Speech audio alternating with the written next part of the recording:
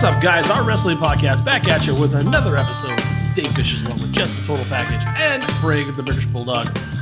And Cuz is off this week, bringing you our perspective of the world of Thank professional God. wrestling. Fucking idiot. No inside sources, no ties to the industry, just stories from the diehards, sharing opinions with you. Someone feed me today's topic.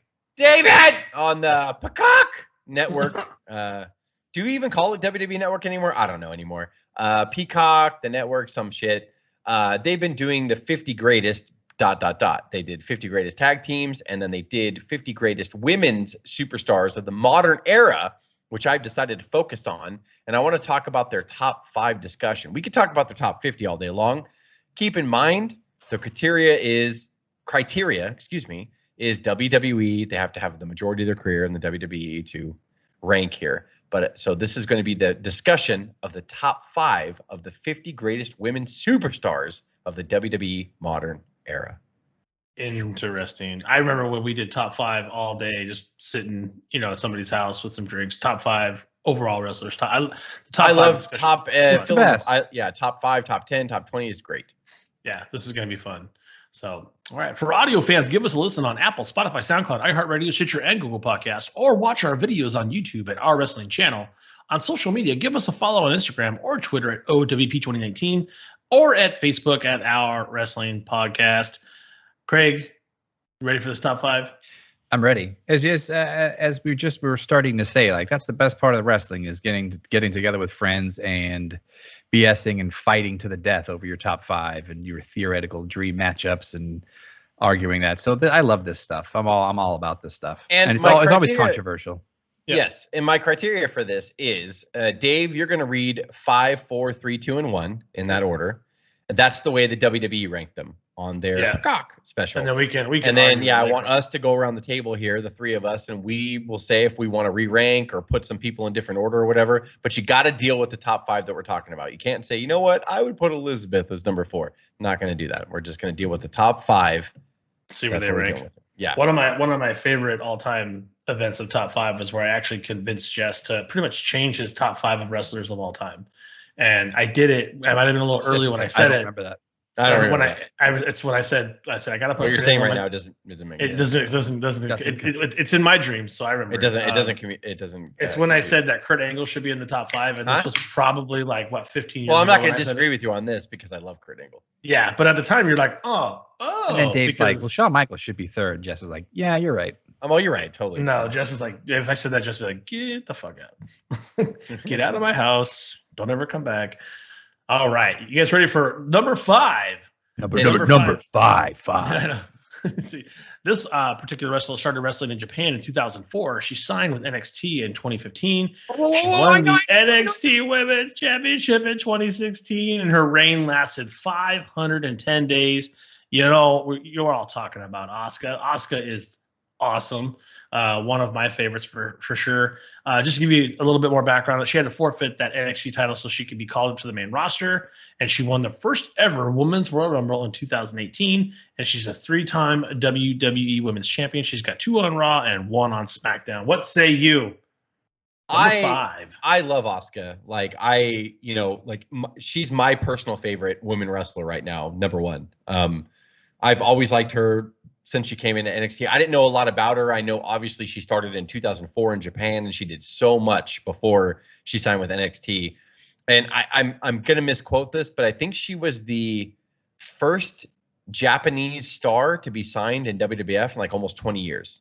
Oh wow! When they signed her, yeah. So she's really, I think she's great. I love her, and I love the fact that Vince always doesn't know what to do with people from Japan. He thinks he should paint their face, or he thinks that they should spit mist, which she's done all of that, by the way. But I think he struggles with their communication and their accent and their lack of English, proficiency. Unfortunately, I'm just saying that's the way Vince views things. So he has to, but she embraced goofiness. And after her first run, when she was undefeated, when she finally lost to Charlotte at the WrestleMania that we went to in New Orleans, she started getting a little silly with her character and everything. And then she had the tag team run for a while, and then she's just silly Asuka. And I think that helped her. Vince likes that stuff. So he's like, oh, that's good shit. And so unfortunately she has to do that. And so did Shinsuke. Shinsuke, they're starting to use a little bit more right now. He's not in an important role, but they're better because he's being silly. He is the king. Yeah, he's being like, yeah, well, that's what I'm saying. He's the king. He's being silly. He's being over the top. He's being funny. Like, and Vince just has to see that from you before he wants to put confidence in you. Right or wrong, I'm just saying that's the way Vince works. I love Asuka. She's way higher on my list, as you'll hear later. She's my favorite women's wrestler right now in the world. I love Asuka. Asuka retains by tap out. Here is your winner by submission. And still, the SmackDown Women's Champion, Asuka! Becky Lynch has got to feel more disappointment in this moment than maybe ever before in her career. Asuka. Fantastic. Craig, what say you, man? I love her too. I chose her as my background. I think she, her charisma oozes despite of her lack of kind of promo ability, etc. I love kind of the way she did go from complete monster, undefeated, to a little goofy, and you can actually tell how much she's kind of loved backstage. Kind of it's the WWE way, right? Yeah. I think people love her and root for her, but she's also as tough as they come. I also find her very sexy and very talented. She has a total package. There's a part of me thinking about her at fifth in the modern era of all these women that like maybe she hasn't been there long enough to warrant, but like I don't know when the modern era starts. But as of today, at this moment, like, yeah, to Jess's point, like she is, she does whatever's kind of asked of her. She's one of the best. Yeah. What about you, Dave? Yeah, great in the ring. People tend to forget about that. I know she's got great persona, but when she gets in there, the work is almost unmatched. She's very fast. She's definitely a technician. She's got personality. I don't care what anybody says. When she gets on the mic, you're definitely interested in what she's going to do. That's where the goofiness that Jess said kind of comes in. She's got it all. And she's very effective in there. And she's probably like 5'0", but I feel like she can kick anybody's butt when she's in that ring. She's just incredible. The movement is amazing. She can work with anyone as well. Yeah. So we love Asuka. You guys ready for number 4? This young lady has been in our archives for some time, so go back and check her out. We have a whole. I believe she was our 2nd or 3rd episode ever.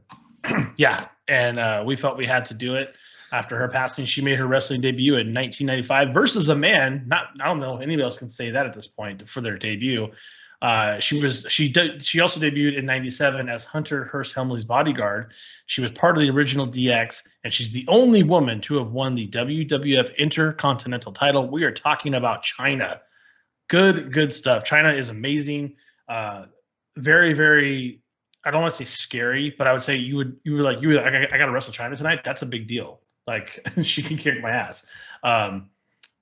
We love Chyna. I think she opened up a lot of doors that people don't realize when it comes to the product that we see today. I know we talked about that in our archives as well. Her being able to do stuff with the big boys and actually show people that this is not Diva's world anymore, or was slowly on becoming Diva and becoming women's wrestling. Chyna was a big part of making that happen. So just to give you a few more accolades, she was the first woman to be in the Royal Rumble match.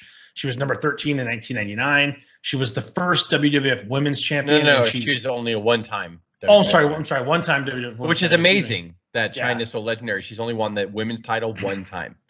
Yeah, and she's in the WWE Hall of Fame class of 2019, part of DX, which I think all of us can agree she needs to go in on her own as soon as possible. Yes, and to answer your question, Craig, too, the modern era apparently starts in 97 because they included Chyna in the top 5. So, right. You know what I mean? Right. Yeah, there you go. So, Chyna. That's not a household item, is it? It certainly is. I guess it is. I don't know. Referee down the count. And Turner.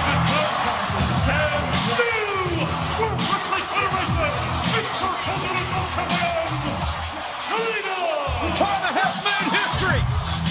Chyna, the first woman to become the Intercontinental Champion.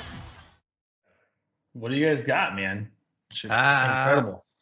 Strange. It's I know I respect her legacy and love her and know she's done a lot. I think towards the end she did a lot to hurt herself, and I know she was troubled. I know she was difficult backstage, but she did so much. Modern era that she doesn't fit in this modern era in '97. It's a very strange. It's like, if you're going to include China, then where do you stop? We were talking before we started about like the Sherrys of the world, etc. It just seems to go from Asuka to China. It's completely a different generation. I'm having trouble finding out where. Yeah, and she didn't do a lot of her career in the women's division. She actually hated the women's division. She did not like wrestling women. Yeah. So and I'm not shitting on. Yeah. She was far and away from the women's division at that time. I mean, she outweighed every woman by probably 30 pounds minimum. More than that, yeah. Yeah, probably more. And it wasn't like she was, the standard heavy woman. She was built, she was extremely strong, very muscular. And like you said, she towered over these diva ladies. She didn't belong anywhere was the problem, and she still found a way to carve her way in. I mean, we can talk all day how she would, with more fitting in the women's division where she was fighting against not wanting to be a diva but an athlete with the men at this point. Like maybe that whole situation changes if she was in the last 10 years when they're actually wrestling as women in an equal weight, and who knows, but it'd be interesting. But I'm having trouble wrapping my head around China in this position. I can see that. Just because of the I know I'm an asshole. I'm just kidding. Well, yeah, you're a chauvinist. I do personally disagree a little bit with that, Craig, only because I think it's kind of like, people want to say Austin's the best, but Austin doesn't get there without Hogan. Everybody on this list doesn't get here without China carving her way through first. So it's got to be considered. That's kind of how I see it. Yes and no. I agree. We can debate on China all day long, and I do not mean any disrespect towards China. By the way, like I'm not. I know just because we debate China doesn't mean that we disrespect her legacy in wrestling. Yeah, absolutely. And Jess, you haven't said your thoughts overall on this position. I can understand why she's in the top 5, but I will say it later when we re-rank and everything. I wouldn't have her there. Yeah. I wouldn't have her in the top 5 at all, because she was different. Like she only paved the way for women because she was a woman, but nothing about her was woman-like. All right. So in other words, I get China, and I was a fan of China. I'm not suggesting I was not. If we're talking about women wrestlers, especially with, again, what I just said, the last 6-7 years have given us, different. I think there's something to that point about her not wanting to be a woman wrestler. Yeah. She herself did not want to wrestle women. She herself did not want to be part of that. Yeah. Especially when you're trying to keep it real. I mean, it just looks like she would kill any woman on that roster at that time. I mean, you're talking about the Stacey Keeblers of the world, Oh, yeah, it's crazy. It's crazy to think about it. Here comes a fun one. Number 3, this young lady made her NXT debut in 2013, although she began wrestling indies in 2002. She's a 4-time WWE Women's Champion, 1 on Raw, 3 on SmackDown. And before I go any further, we're just going to say this is Becky Lynch, who actually changed her character at SummerSlam 2018 from that steampunk look to a stone cold persona. She was part of the first women's WrestleMania main event in 2019. I believe she's one of the few dual title holders. She held them both at the same time for SmackDown and Raw. She's the only. She's the only. Yeah. So Becky 2 belts. She's the only one that's done that. It's not here, but I just wanted to make sure I got that in there. Becky Lynch, man, I think it's by far my favorite on this list, and we'll get to the rest, but this is my favorite by far. You can see Becky's right behind me. Because there was no hashtag give Becky a chance. And when Charlotte Flair weaseled her way into my title match, I got a few tweets saying that Becky Lynch was getting screwed over, but there was no boycott. You still sold out SummerSlam, didn't you? And when Charlotte stole the match from me, you got out of your seats and you applauded and you championed. So you weren't really that upset, were you? And somehow, you can. I'm just going to jump right in there. You can debate technical wrestling and popularity in top 5 lists, which doesn't make like top 5 list fun and top 10 list fun. Because the whole Flair Hogan debate, Sure. it's the And same they're so thing with different. That's why. Becky falls in. Becky's a great wrestler. I'm not suggesting she's not, but she ended up finding a character that struck a chord, and it reminded me of Stone Cold. And Right, that's what made her. She's the most famous women's wrestler ever. How is she not? I don't know if I can argue that in any particular way. I don't. because women's wrestling is in its infancy, in the sense of like, we've been watching wrestling since what? Let's 87, 88, 89, around that time. It was all men. Women's wrestling didn't start, even though they had the Divas Championship and the Women's Championship. It didn't start the revolution until like 7 years ago or 6 years ago, whatever you want to say. So you got to figure, like, in a 6-7 year history, she has like gone up to what the woman equivalent to Hogan is, or Austin, or The Rock.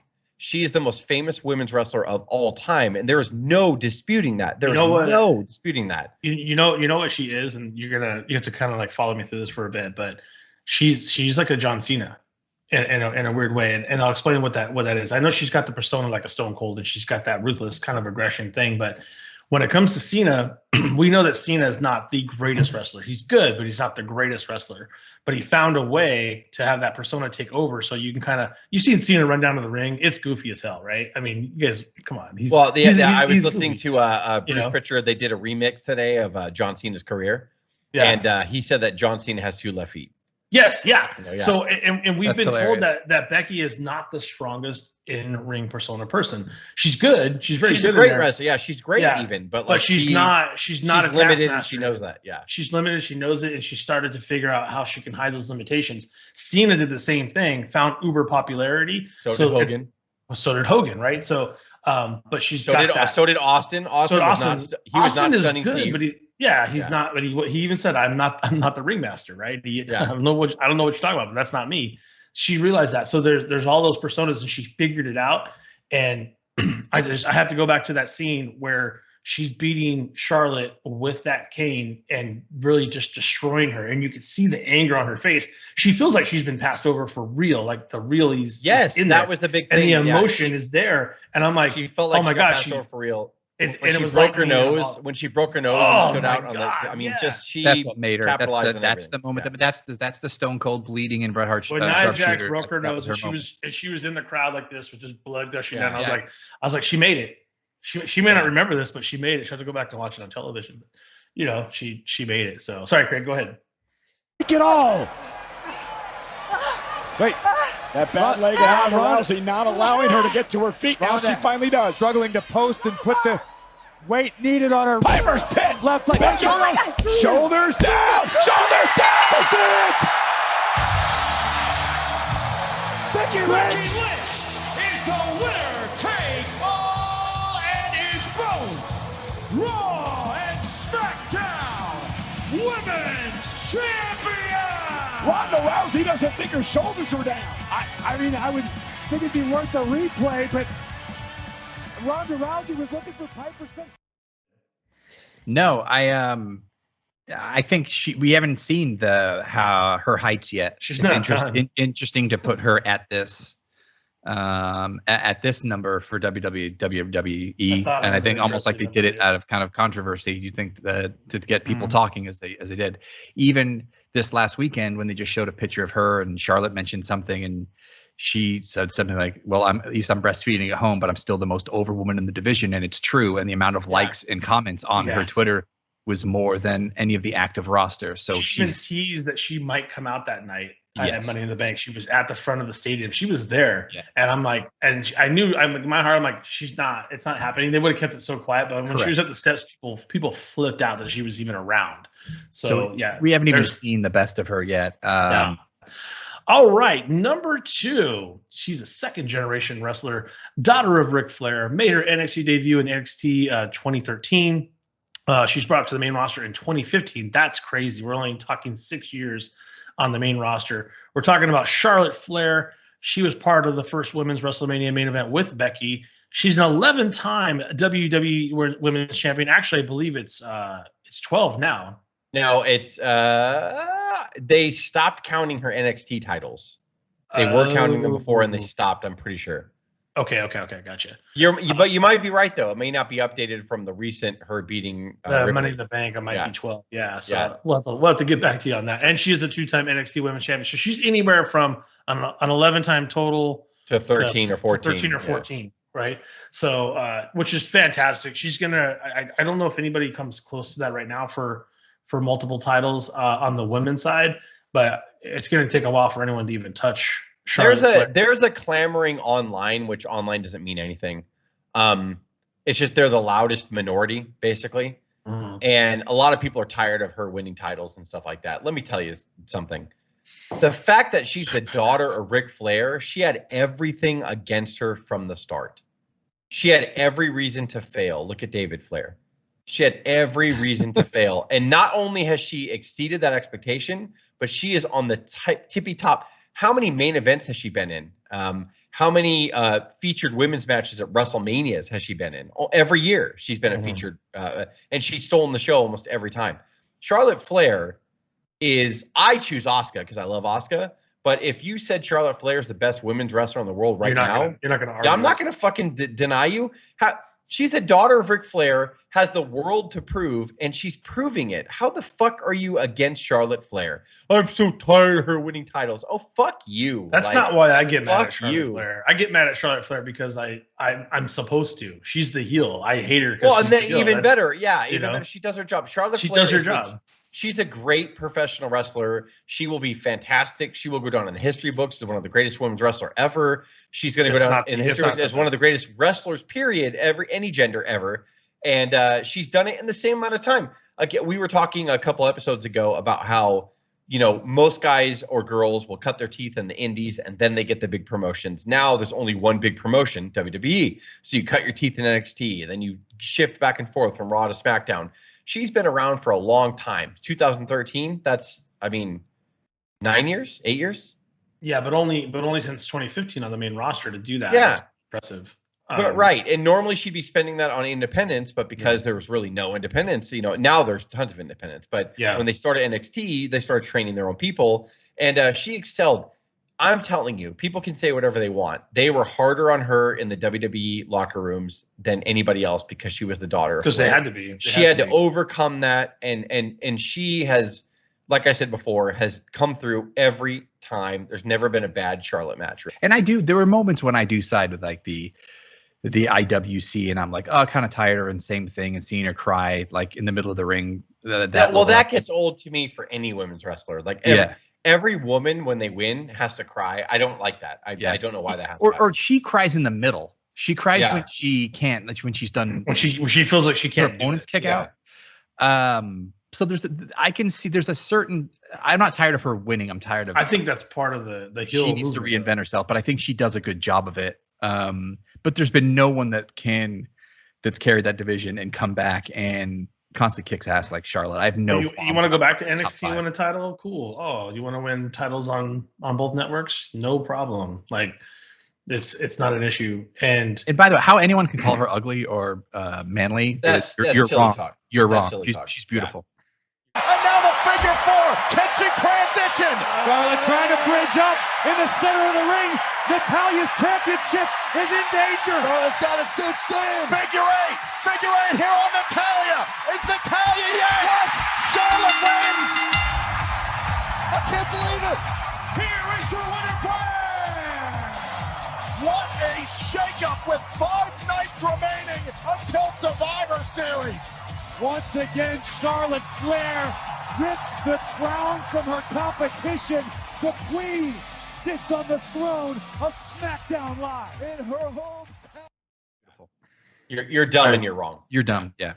Yeah, I don't know where that comes from, but okay.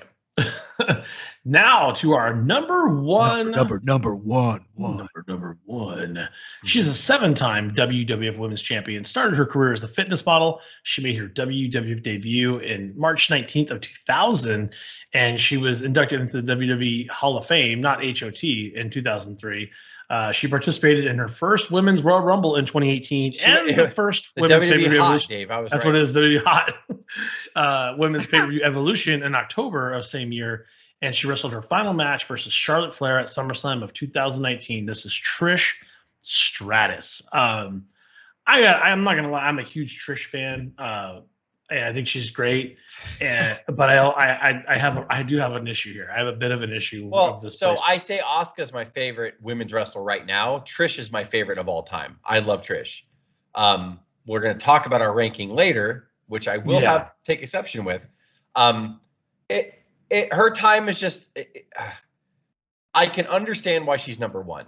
So I don't disagree with that in that sense, because you have to figure she came up in the era where they wanted TNA and they were pushing TNA, but Trish chose to not ride that pony.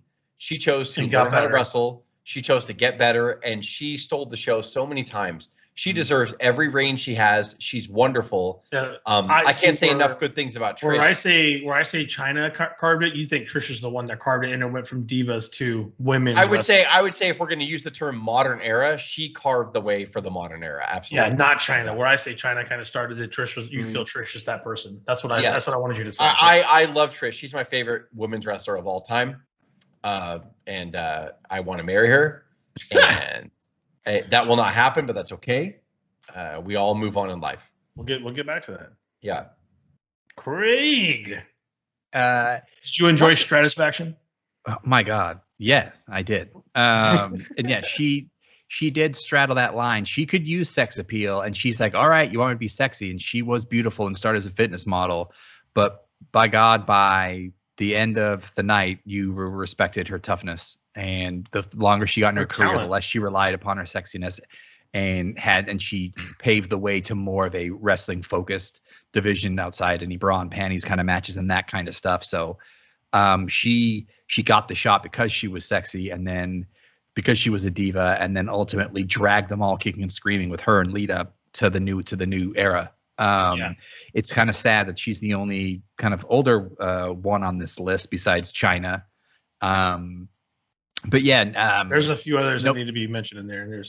But no qualms about her at all. And I'm with Jess. She might be my favorite women's wrestlers of all time.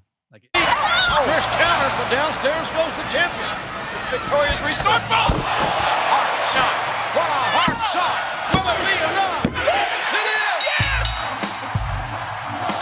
The winner of this time and new women's champion, Trish.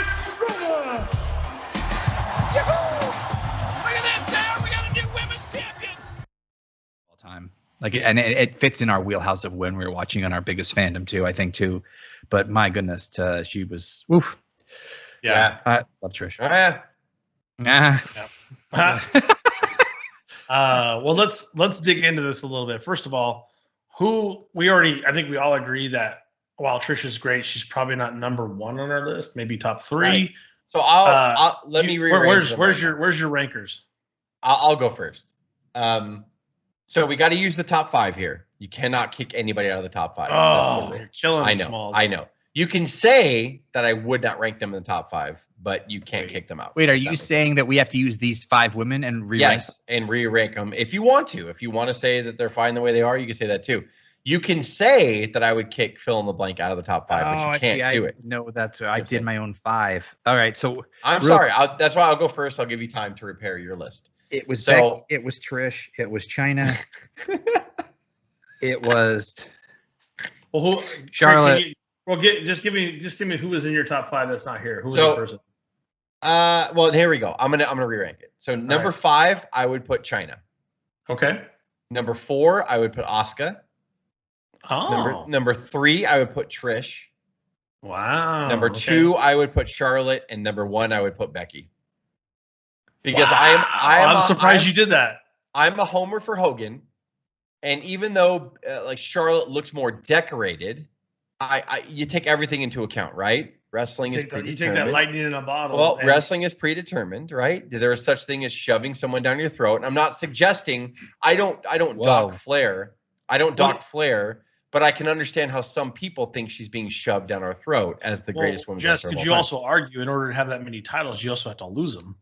Correct. Becky carried both titles for almost a year, right? Just like your dad. But at the same time, I think Becky, I'm a homer for the Hogans and the Austins and all that stuff where you don't have to be the best professional wrestler ever. when you catch fire and your character catches fire and you stimulate and you motivate a generation, I think that Becky has done that for the current women's revolution. I think that's, or evolution, whatever you want to call it. It's important. And I think Becky's number one. She's the most popular women's wrestler ever in the history of wrestling. And there's you can't dispute me. It's just evidence is everywhere.